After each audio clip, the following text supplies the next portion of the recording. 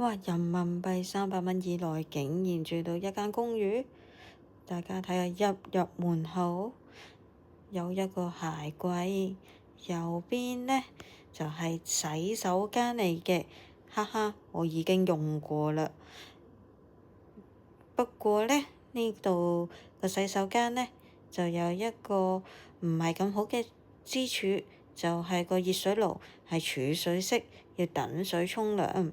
開個鏡櫃裏面呢，就有啲沐浴露啊、洗頭水啊、梳啊同埋牙刷、牙膏㗎。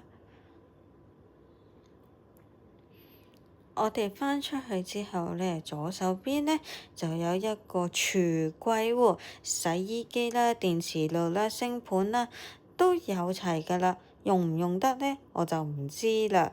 住嗰幾個鐘，我嘅係冇開到啦。開咗啲櫃呢，其實裡面呢都係冇嘢嘅，但係尚算乾淨啦。雪櫃，家庭式雪櫃，冇打開，費事打開啦。大家再睇下個客廳，梳化、單人梳化、茶几、書台、電視機，乜都有齊啦。而係間房，仲要係隔咗對門，真係好似一個屋企咁樣啊！衣櫃都有㗎，不過裡面太亂啦，唔開俾大家睇啦。呢個呢，就係廳嘅夜景嚟嘅。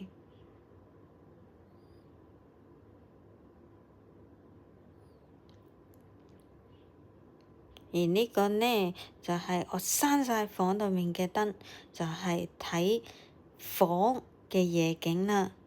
今次我住喺21樓，所以睇嘅夜景都唔錯㗎。